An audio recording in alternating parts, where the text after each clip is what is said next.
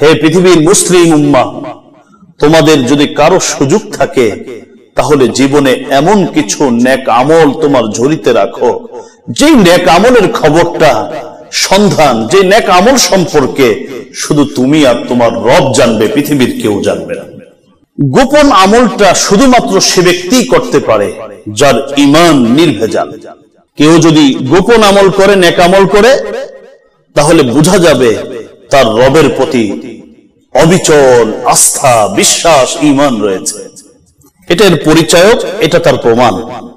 তুমি মুনাফিক নও, কারণ মুনাফিক কখনো গোপনে গোপনে ইবাদত করতে পারে না। তুমি যে গোপনে গোপনে নামাজ পড়ো, তুমি যে গোপনে গোপনে আল্লাহর কাছে ক্ষমা চাও, এটাই প্রমাণ বহন করে তুমি এখনো মুনাফিক হওনি, তুমি এখনো মুমিন আছো। ইন্নাল্লাহা ইউহিব্বুত তাকিয়াল গনিয়াল খাফি।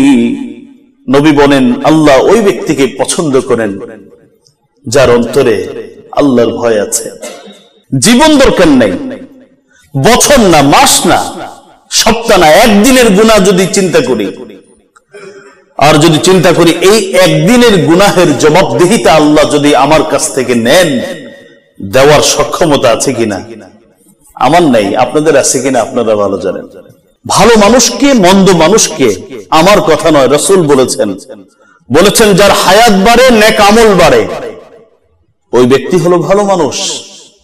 যার হায়াতও বাড়ে, গুনাহও বাড়ে, ওই ব্যক্তি হলো নিকৃষ্ট মানুষ। আপনারা অবশ্যই জানেন, ফরজ ইবাদত যত প্রকাশ্যে করা যায়, এই জন্যই হজ প্রকাশ্যে, যাকাত প্রকাশ্যে, সবকিছু প্রকাশ্যে করা যাবে। নামাজ প্রকাশ্যে, রোজা প্রকাশ্যে রাখি, আমরা ইফতার করি, সেহরি করি, সব একসাথে।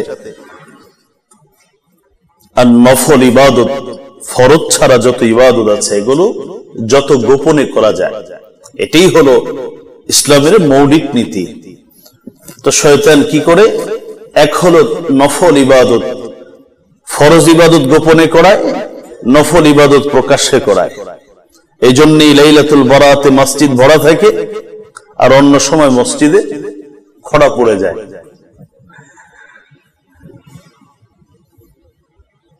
আরেকটি, একজন মানুষকে গোপনে গোপনে গুনাহ করতে অভ্যস্ত করে তোলে। এবার রাতের বেলা ঘুমালেও সে গুনাহ করে, অফিসে একাকী যখন থাকে গুনাহ করে, ব্যবসায় গুনাহ করে। অর্থাৎ লেবাসটা হচ্ছে, তার সুরত দেখলে মনে হয় লোকটা অনেক ভালো মানুষ, কিন্তু কাজগুলো করে সব উল্টো পাল্টা। মুহতারাম হাজরিন, বেশি দিন আগে নয়, আমরা যত পিছনে যাব দেখবেন ওই মানুষগুলো ইবাদত গোপনে করত, আর গুনাহ যদি কিছু হতো তাহলে গুনাহ থেকে নিজেকে মুক্ত করবার জন্য ছটফট করত তারা। যত পিছনে যাব দেখব এর বাস্তব চিত্রটা আমাদের সামনে স্পষ্ট হতে থাকবে। বিশেষ করে আমি সাহাবীদের কথা বলতে চাই। সূরাতুল বাকারার এক আয়াতে আল্লাহ রাব্বুল আলামিন বলেছেন যে তোমরা ঈমান আনো আমার রাসূলের সাহাবীদের মতো করে, জীবন গঠন করো তাদের মতো করে। সাহাবায়ে কেরাম আর আমাদের মাঝে একটি বড় ব্যবধান হলো, তারা নেক আমলকে গোপন করতেন আর গুনাহকে প্রকাশ করতেন। আর আমরা এই ডিজিটাল যুগের মুসলিম যারা, আমরা হলাম, আমাদের চরিত্র হলো আমরা নেক আমলকে প্রকাশ করি, গুনাহকে গোপন করি।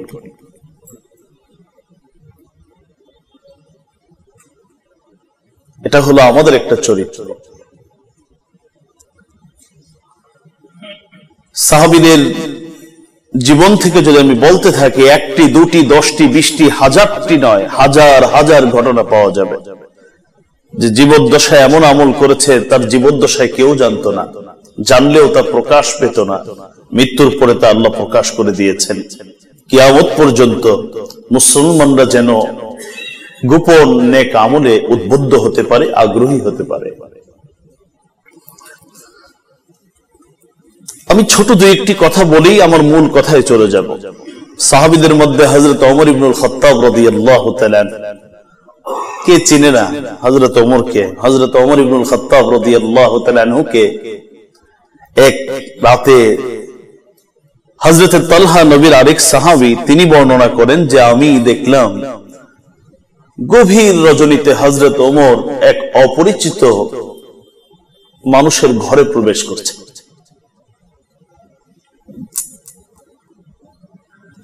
তার বেশ, লোক ওমরকে আমরা যেমন জানি কাজটা তো ঠিক তেমন নয়।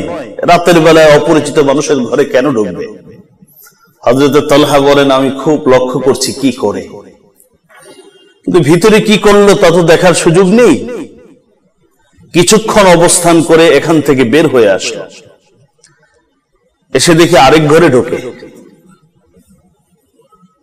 ওখানেও কিছু সময় থাকলো, আবার বের হলো, আবার আরেক ঘরে ঢুকলো।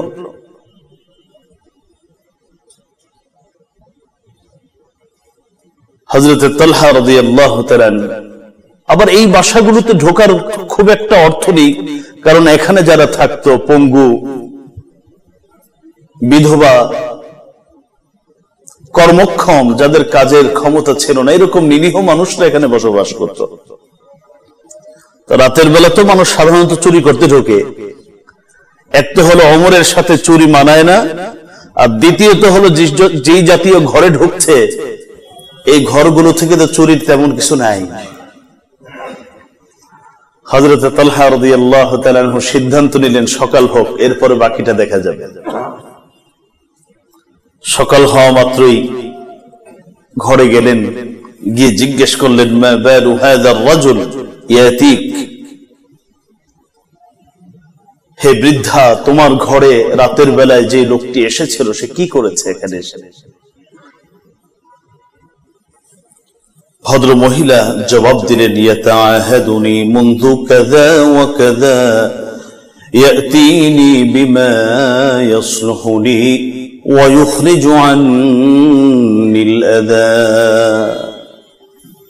ভদ্র মহিলা বললেন লোকটিকে আমি চিনি না, তবে প্রতিদিন বহুদিন আগ থেকে এই লোকটি আমার খোঁজ খবর নিতে আসে।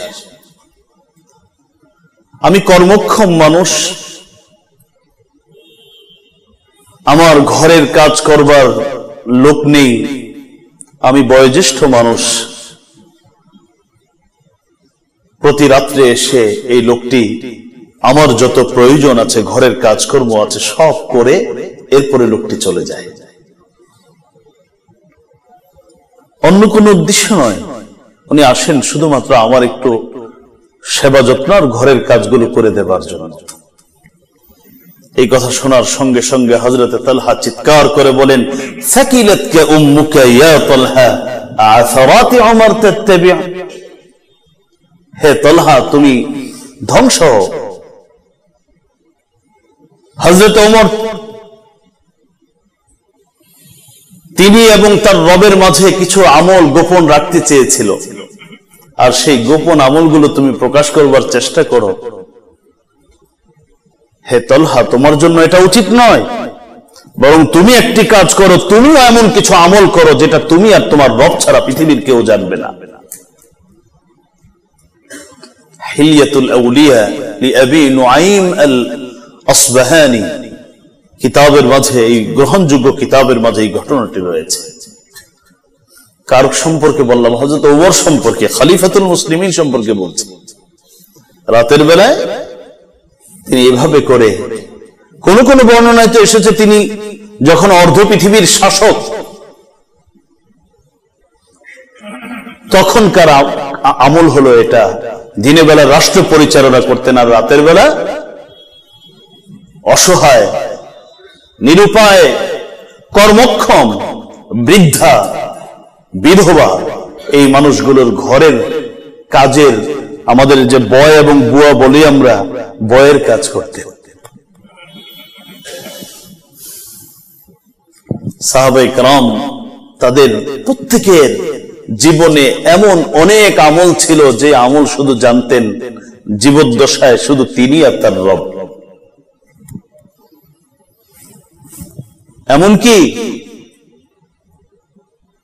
তাদের স্ত্রীও জানতো না, তাদের নেক আমলের কথা তাদের স্ত্রীও জানতো না, সন্তানও জানতো না। এটা আমার কথা নয়, তাহযীবুল কামাল একটি গ্রহণযোগ্য কিতাব আছে, ওখানে আব্দুল্লাহ ইবনে দাউদ আল খুরাইবি তিনি বর্ণনা করেন যে সাহাবায়ে কেরামের প্রত্যেকের আইয়াকুনা লিরাজুলি খাবিআতুম মিন আমালিন সালিহ, প্রত্যেকের এমন এমন নেক আমল ছিল লা তা'লামু যাওজাতুহু, স্ত্রীও জানতো না। স্বামী নেক আমল করে, স্ত্রী জানে না। খুঁজে পাওয়া যাবে এরকম একটা মানুষ বর্তমান সময়ে? স্বামী নেকাম, বাবা নেক আমল করে, সন্তান জানে না।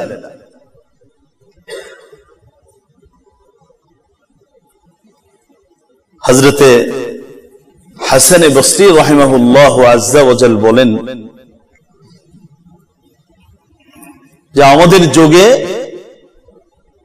অনেক হাফেজ সাহেব ছিলেন, হাফেজে কোরআন। অনেকে ছিল আলেমে কোরআন, কেউ ছিল কোরআন মুখস্থকারী। অনেক সাহাবী ছিলেন কোরআন পুরা কোরআনের অর্থ ব্যাখ্যা জানতেন।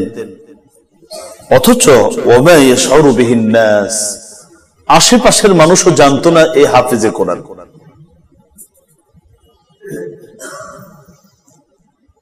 হযরত হাসান বসরি বলেন আমাদের যুগে এমন অনেক লোক ছিল, ওয়া ইন কানা রাজুল লাকাদ ফাকহাল ফিকহাল কাসীর, যাদের ইসলামিক জ্ঞান ছিল অনেক, ফিকহ শাস্ত্রের জ্ঞানে তারা পরিপূর্ণ ছিলেন, অথচ আশেপাশের মানুষ জানতো না সে এত বড় জ্ঞানী। হযরত হাসান বসরি বলেন আমাদের সময় এমন বহু মানুষ ছিলেন রাতের বেলা লম্বা সময় ইবাদত করতেন, অথচ বাসার মধ্যে মেহমান আছে, মেহমান জানতো না যে এই লোকটা রাতের বেলা ইবাদত করেছে, কারণ মেহমানকেও সময় দিচ্ছে, আবার রাতের বেলাও সে ইবাদত করছে। হযরত হাসান বসরি আরো এইভাবে বলেন যে যে আমল গোপন রাখা সম্ভব ছিল আমাদের যুগের তৎকালীন মুসলমানরা সেই আমলটা প্রকাশ করতেন না, শুধুমাত্র ওই আমলটাই প্রকাশ করতেন যেটা প্রকাশ্যে করা ছাড়া আর কোনো উপায় ছিল না। ইমাম আহমদ বিন হাম্বলের কিতাবুজ যুহুদ নামক একটা গুরুত্বপূর্ণ কিতাব, নির্ভরযোগ্য কিতাব রয়েছে ইমাম আহমদ বিন হাম্বল, সেই কিতাবের মাঝে এই কথাগুলো আছে।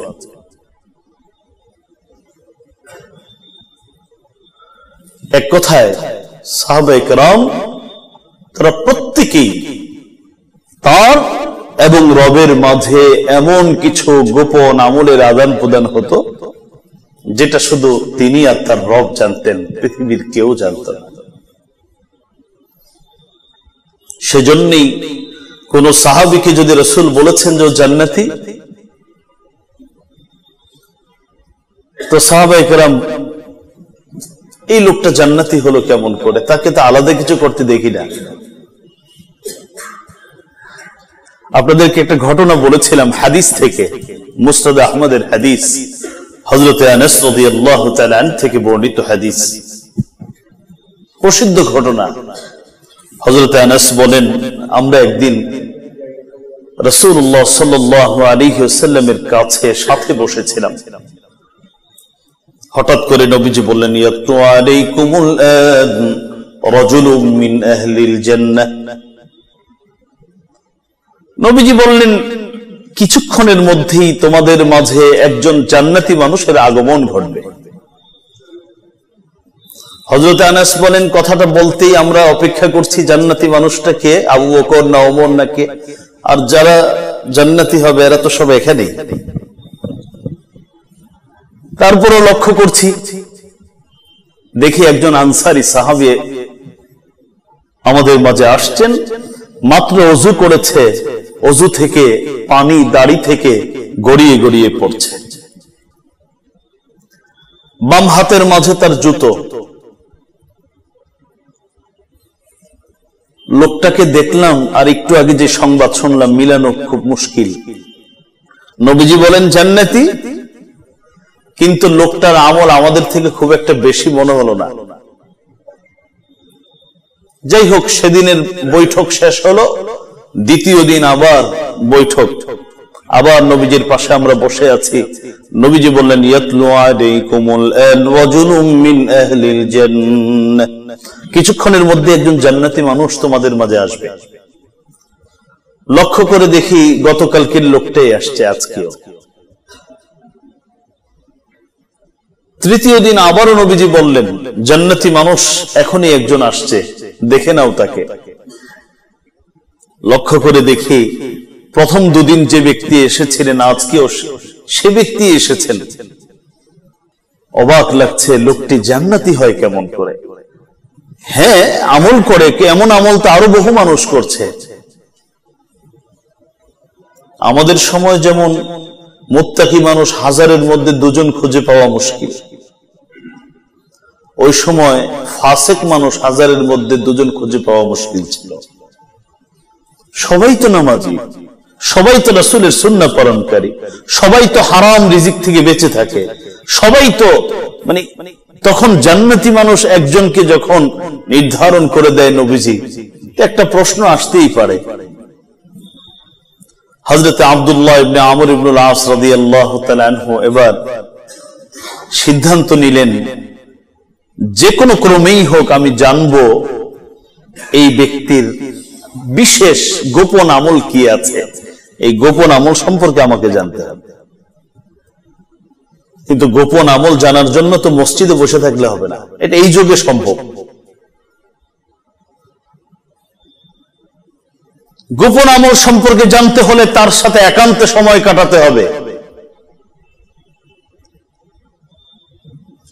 গিয়ে বললেন, ইন্নী লাহাইতু আবি,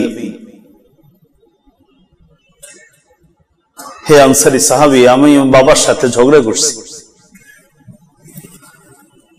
فأقسمت أن لا أدخل عليه 3 يوم, আমি সিদ্ধান্ত নিয়েছি, শপথ করেছি বাবার কাছে আর 3 দিন বাবার বাড়িতে যাব না।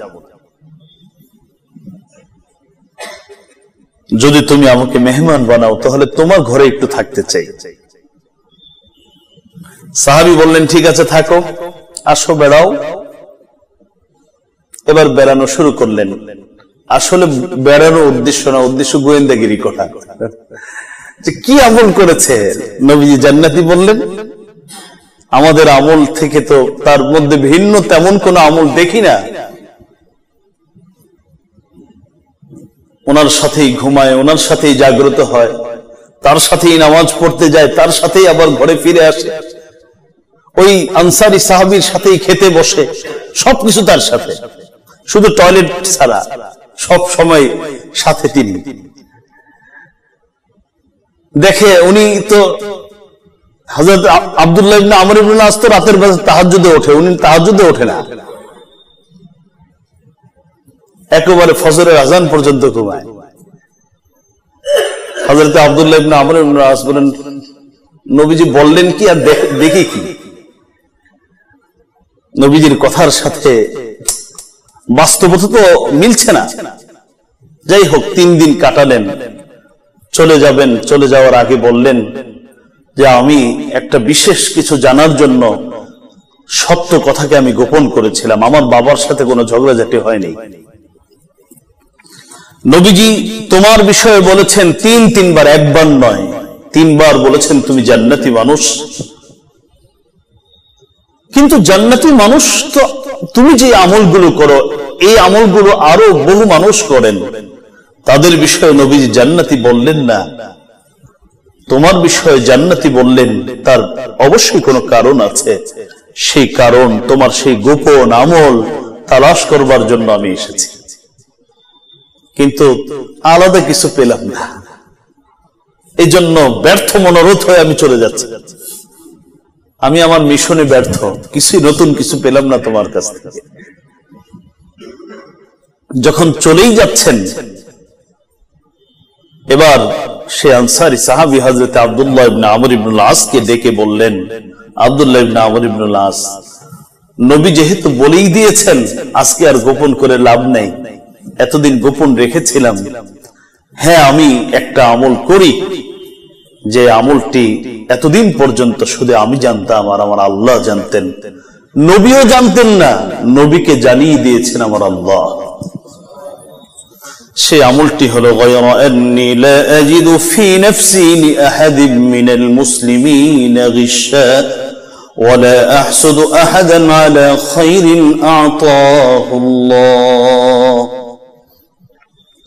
আমি প্রতিদিন রাত্রেবেলা ঘুমাতে যাওয়ার সময় একজন মুসলমানের প্রতি আমার যত ধরনের কষ্ট আছে, সব কষ্ট, যত বিদ্বেষ আমার ভিতরে ছিল, সব আমি ক্ষমা করে এরপর আমি ঘুমাতে যাই।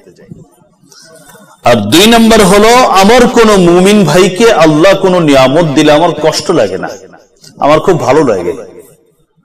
আমি কখনো হিংসা করি না, অমুকের সন্তান এত ভালো, আল্লাহ শুধু ওরেই দেখলো, আমারে দেখলো না, এমনটা হয় না। বরং কোন মুমিন ভাই কিছু পেলে আমার ভালো লাগে, আমার আনন্দ লাগে, আমার হিংসে হয় না। এই 2টা কাজ আমি গোপনে করতাম, আজকে তোমার কাছে প্রকাশ করে দিলাম। হয়তো এই আমল দুটোর কারণেই রাসূলুল্লাহ বলেছেন আমি জান্নাতি। মুসনাদ আহমদের হাদিস, এটা বড় ঘটনা, আমি সংক্ষেপে বললাম। হযরত জুবাইর ইবনুল আওয়াম রাদিয়াল্লাহু তাআলা আনহু, সেজন্যই মুসান্নিফ ইবনে আবি শাইবা হাদিসের কিতাবের মাঝে পাবেন, হযরত জুবাইর ইবনে আওয়াম রাদিয়াল্লাহু তাআলা আনহু বলতেন, আইয়াকুনা লির-রাজুলি খাবিআতুন মিন আমালিন সালিহ ফালইয়াফআল। হে রাসূলের সাহাবীরা, হে পৃথিবীর মুসলিম উম্মাহ, তোমাদের যদি কারো সুযোগ থাকে তাহলে জীবনে এমন কিছু নেক আমল তোমার ঝুলিতে রাখো, যে নেক আমলের খবরটা, সন্ধান, যে নেক আমল সম্পর্কে শুধু তুমি আর তোমার রব জানবে, পৃথিবীর কেউ জানবে না। এমন কিছু নেক আমল যেন তোমার ঝুলিতে থাকে, যা করবা ওই মুরগি ডিম পাড়ার পরে মুরগির যে অবস্থা হয় তোমার যেন সেই অবস্থা না হয়। মুরগি ডিম পাড়ার পরে পাড়া প্রতিবেশীকে সবাই খবর দিয়ে দেয় যে আমি একটা ডিম পেরেছি, বিশেষ আওয়াজ দিয়ে বলে যে আমি ডিম পেরেছি, ডিম নিয়ে যাও। মুমিনের নেক আমল যেন এমন না হয়, কিছু নেক আমল যেন এমন থাকে যে নেক আমলটা আমি আর আমার রব জানবে, আপনি আর আপনার রব জানবে, আপনার স্ত্রীও জানবে না, আমার স্ত্রী জানবে না, আমার সন্তান জানবে না, আপনার সন্তান জানবে না, জানবেন শুধু একজন, তিনি হলেন আল্লাহ। কেন? প্রকাশ্যে ইবাদত করলে মানুষ তো মুত্তাকি বলবে, বুজুর্গ বলবে, বিভিন্ন শব্দে আমাদেরকে বিশেষায়িত করবে, আমাদের সম্মান বাড়বে, মানুষ আমাকে ভালো জানবে, ব্যবসা বাণিজ্য সবকিছু আমার বেশি বেশি দিবে। কিন্তু গোপনে আমল করলে লাভ কি?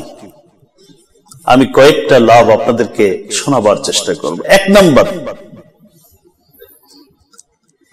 গোপন আমলটা শুধুমাত্র সে ব্যক্তিই করতে পারে যার ঈমান নির্ভেজাল। কেউ যদি গোপন আমল করে, নেক আমল করে, তাহলে বোঝা যাবে তার রবের প্রতি অবিচল আস্থা, বিশ্বাস, ঈমান রয়েছে। এটার পরিচয়ক, এটা তার প্রমাণ।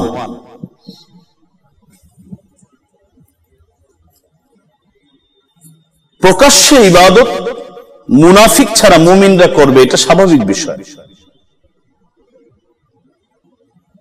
কিন্তু গোপন ইবাদত মুনাফিকরা তো প্রশ্নই ওঠে না। গোপন ইবাদত কে করবে? শুধুমাত্র প্রকৃত মুমিন। কারণ প্রকাশ্যে ইবাদত করলে আল্লাহ যেভাবে জানে, গোপন ইবাদত করলেও আল্লাহ জানেন।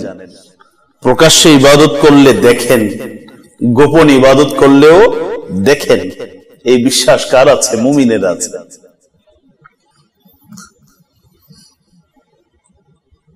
আপনারা হাদিসে জিবরিল সম্পর্কে কখনো কখনো শুনেছেন, অনেকে পড়েছেন এই হাদিসটা।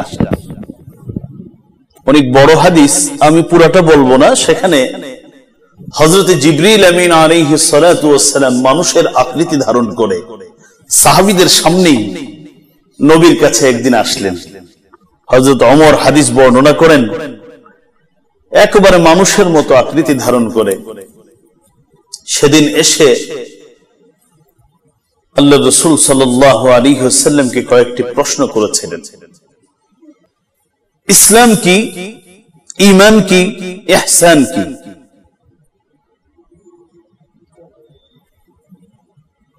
এটা হলো একজন মুমিনের ঈমানের তিনটি স্তর।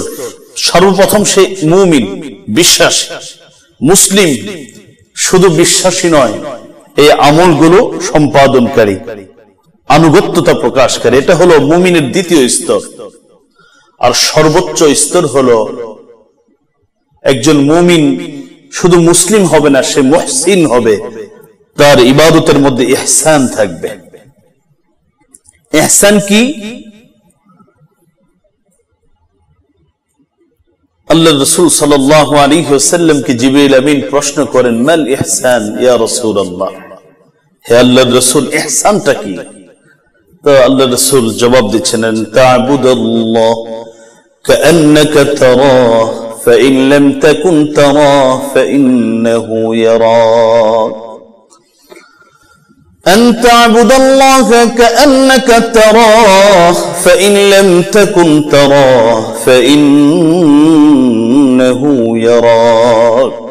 নবীজি বললেন, জিবরিল, ইহসান হচ্ছে একজন মুমিনের সর্বোচ্চ স্তর, অর্থাৎ মুমিন ইবাদত করবে এই অবস্থায়, আন তা'বুদাল্লাহ কাআন্নাকা তারাহ, যেন আল্লাহ তোমাকে দেখছেন। নামাজ পড়বে এই নিয়তে যে আমার এই নামাজ, আমার রুকু, আমার সিজদা, আমার তেলাওয়াত, আমার তাসবিহ, তাহলিল সব আমার আল্লাহ দেখছেন।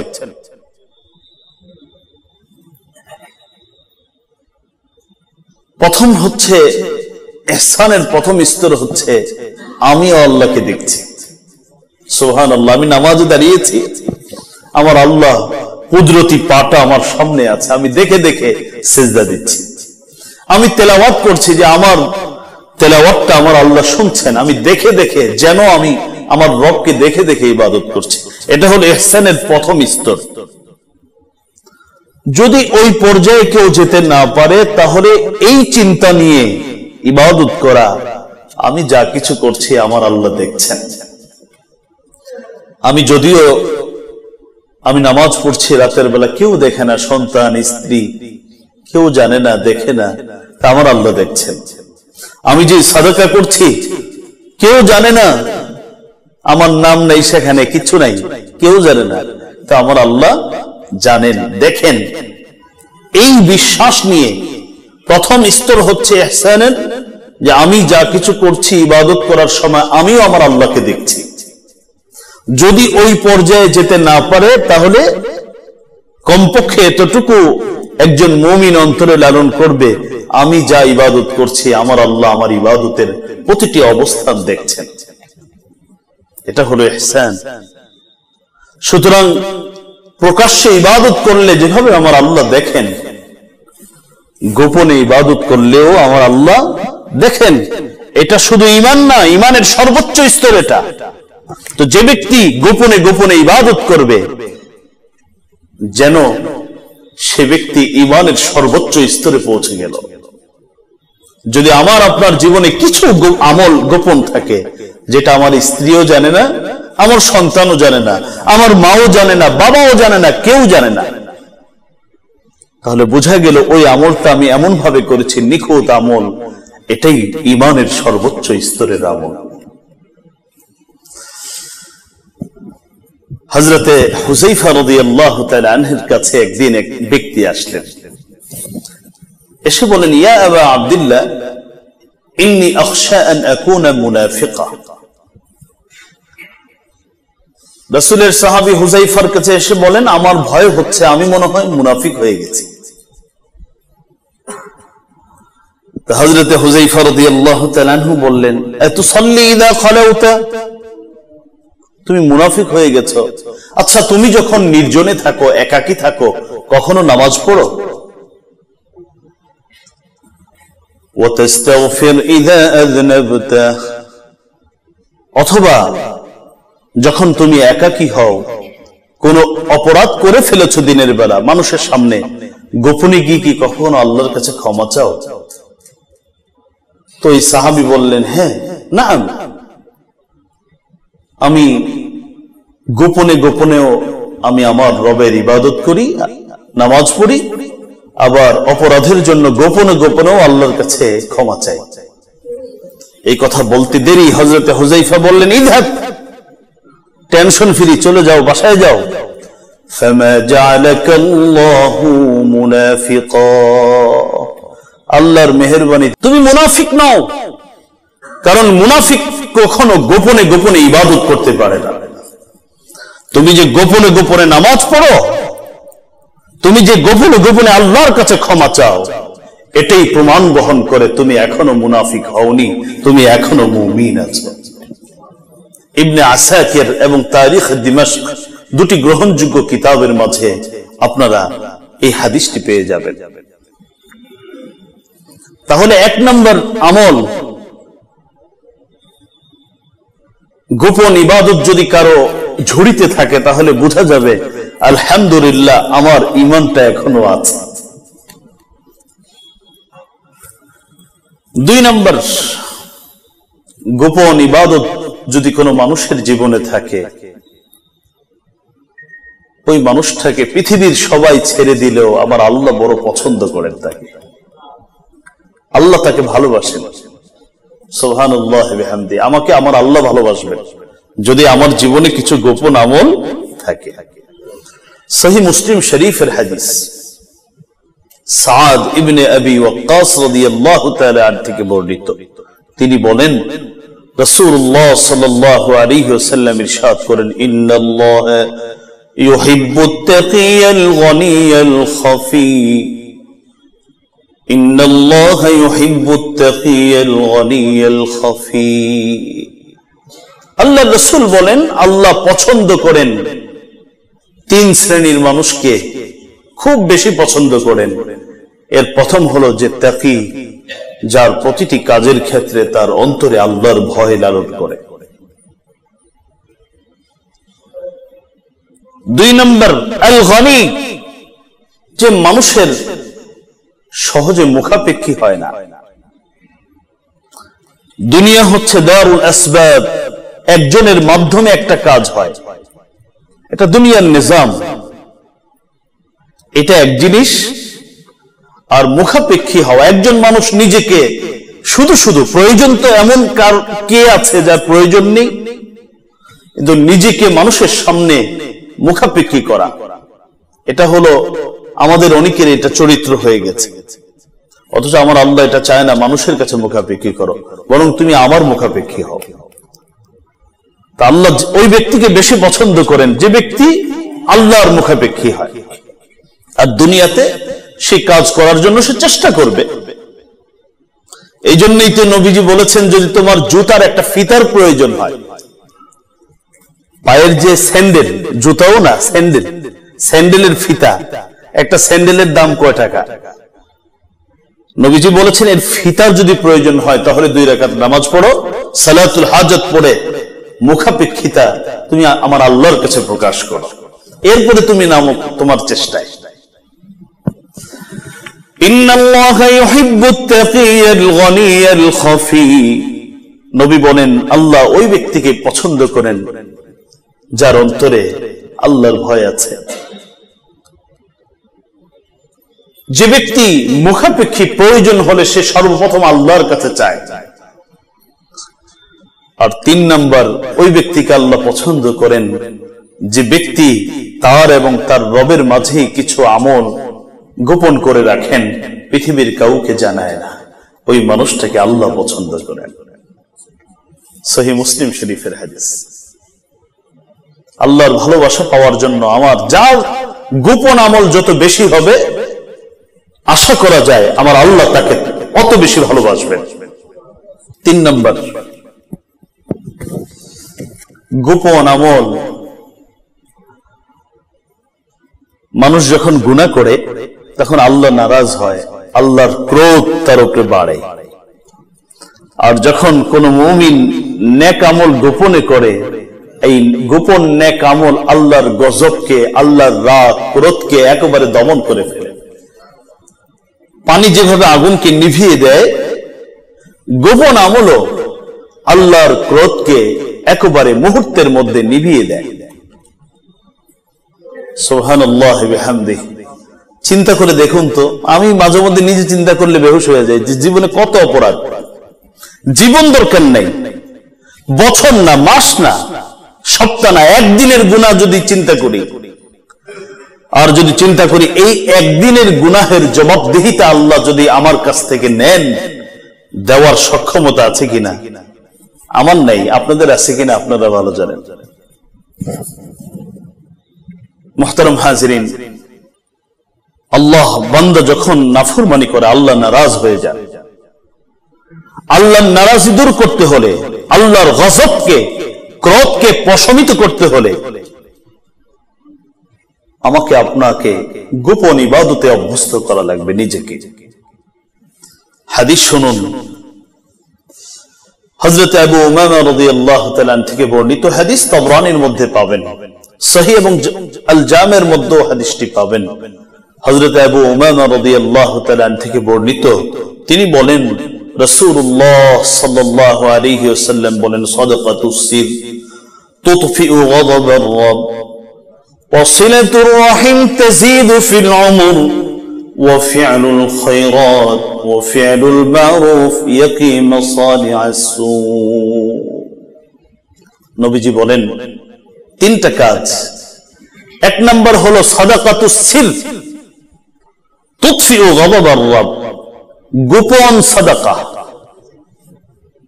গোপন সাদাকা তুতফিউ গাযাবার রাব, রবের ক্রোধ, রাগকে মুহূর্তের মধ্যে পানি বানিয়ে দেয়। গোপন সাদাকা, সাদাকাও ইবাদতের একটি প্রকার। দুই নম্বর, ওয়াসিলাতুর রাহিম তাজিদু ফিল উমর। আমরা অনেকে হায়াত আমার লম্বা হোক, আমার জীবন, আমি একটা বড় জীবন পেয়ে যাই, এই জন্য আমাদের অনেকের আগ্রহ থাকে। নবীজি ১৫০০ বছর আগে বলে দিয়েছেন, যদি তুমি তোমার জীবনকে দীর্ঘায়িত করতে চাও, বেশি দিন বেঁচে থাকতে চাও, তো সিলাতুর রাহিম, আত্মীয়তার সম্পর্ক তুমি স্থাপন করো। আত্মীয়তার সম্পর্ক স্থাপন শুরু হবে বাবা মা থেকে। যত আত্মীয় আছে বাবার দিকের, মার দিকের, শুরু হবে বাবা মা। যদি মৃত্যুবরণ করে থাকে তো সিলাতুর রাহিমের ব্যবস্থা আছে, তাদের জন্য সাদাকা, তাদের জন্য তাদের নিকট আত্মীয় স্বজন, কাছের লোকজনকে মেহমানদারি ইত্যাদি ইত্যাদি বিভিন্ন আমল রয়েছে। যদি কোনো ব্যক্তি এটা করে, নবীজি বলেন তার আমর, তার হায়াত বাড়তে থাকবে, লম্বা হতে থাকবে। আর তিন নম্বর, ওয়াফিলুল মারুফ ইয়াকি মাসালি'আস সু। বদ আমলের একটা খারাপ প্রভাব আছে। বদ আমলের, গুনাহের কাজের যে খারাপ প্রভাব, এই খারাপ প্রভাব থেকে যদি বাঁচতে চাও, নবী বলেন ফি'লুল খায়রাত, কি করো? ফি'লুল মারুফ, ভালো আমল করো। মানুষ যখন বেশি নেক আমল করে, এক সময় বেশি গুনাহ করেছে, এখন বেশি নেক আমল করে, তাহলে ওই গুনাহের যে খারাপ প্রভাব, সেগুলো থেকে আমার আল্লাহ আমাকে বাঁচাবে।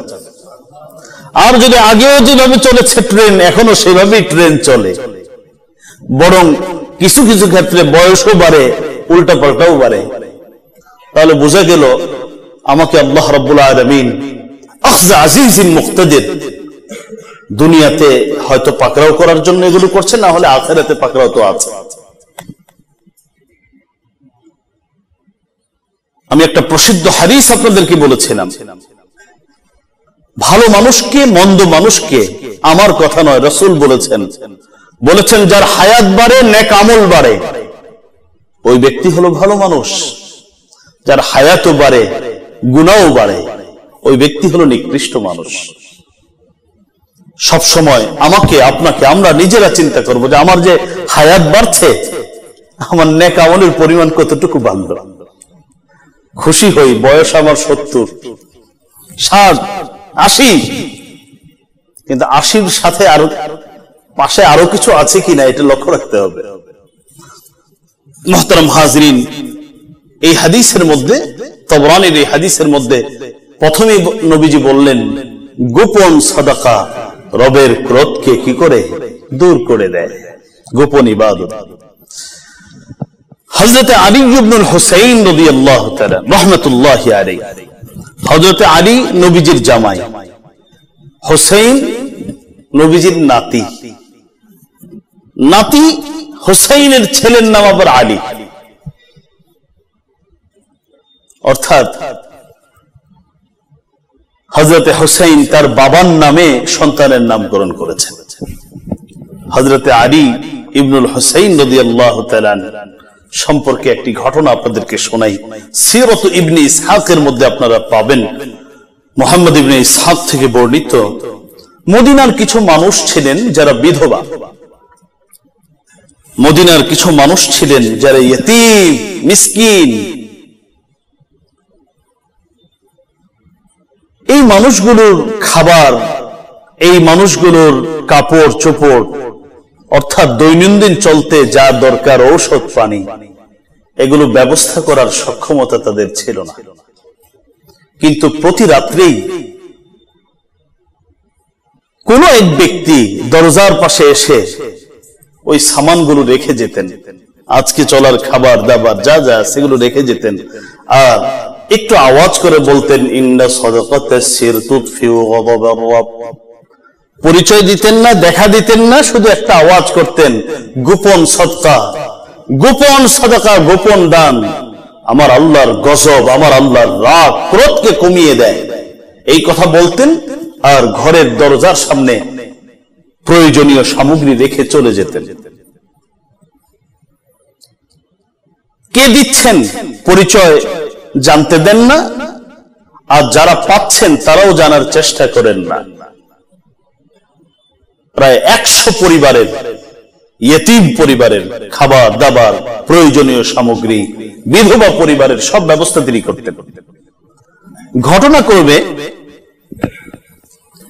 কিছুদিন পরে হঠাৎ খবর আসলো হযরত আলী ইবনুল হুসাইন ইন্তিকাল করেছেন। যখন গোসল দিতে গেল, সুন্দর মানুষ তো, গিয়ে দেখে পিঠের মধ্যে শুধু কালো কালো দাগ, কাঁধে কালো দাগ, পিঠে কালো দাগ। এই কালো দাগগুলো তো কুলি ছাড়া, যারা পেশায় কুলি, কুলি ছিলেন তো, বিভিন্ন বোঝা বহন করে যারা বাজারে গেলে দেখবেন মাথার মধ্যে, বা টার্মিনালে গেলে, এখন তো চাকাওয়ালা এটা আসছে, আগে তো এগুলো ছিল না, মাথায় বহন করত, পিঠে বহন করত। এই জাতীয় দাগ কুলির শরীর ছাড়া সম্ভব না। যারা গোসল দিতে গেল হযরত আলী ইবনুল হুসাইনকে, তখন তারা বলল, এই দাগ আসলো কোত্থেকে? এটা তো কুলি, যারা এই পেশায় যারা নিয়োজিত, তাদের শরীরে এমন দাগ হতে পারে। হযরত আলী ইবনুল হুসাইন তো ইন্তিকাল করেছেন, ওদিক দিয়ে ওই প্রায় 100 পরিবারের খাবার দাবার, প্রয়োজনীয় সামগ্রী নাই। এরা খুঁজে পাচ্ছেন না যে এই দাগ কোত্থেকে আসছে। যখন তার কাফন দাফন হয়ে গেল, এবার বিভিন্ন পরিবার, সেই ইয়তীম অসহায় নিঃস্ব পরিবারগুলো একজন একজন আসতে শুরু করলো, যে আমাদের এখানে তো প্রতিদিন আমাদের প্রয়োজনীয় সামগ্রী একজন ব্যক্তি নিজে বহন করে আসতেন, আর শুধু বলতেন গোপন সাদাকা, আমার আল্লাহর গজব রাগ ক্রোধকে দমন করে, এই কথা বলতেন, পরিচয় জানতেন না। আজকে 2 দিন চলছে, আমাদের সেই সামগ্রী আর কেউ পৌঁছায় না। মদিনার মানুষগুলো জেনে গেল যে তাহলে ওই আলী ইবনুল হুসাইনের শরীরের দাগটা এটাই প্রমাণ বহন করে এই সাদাকা তিনি করতেন। আর যেন কোনো মানুষ জানতে না পারে, সেজন্য নিজে নিজের কাঁধে নিজের পিঠে বহন করে এরপরে এই সাদকাগুলো পৌঁছাতেন। মুহতারাম হাজিরিন, আলোচনা চলমান থাকবে যে এই মানুষগুলো, আগের মানুষগুলো, তারা কিছু আমল গোপন করতেন, যেটা তিনি জানবেন আর তার রব জানবেন, আর তারা গোপন গুনাহকে ভয় পেতেন। আমাদেরকেও এই চরিত্রে চরিত্রবান হওয়া উচিত। আল্লাহ আমাদেরকে বুঝার তৌফিক দান করুন, আমিন। ওয়া আখিরু দাওয়ানা আলহামদুলিল্লাহি রাব্বিল আলামিন।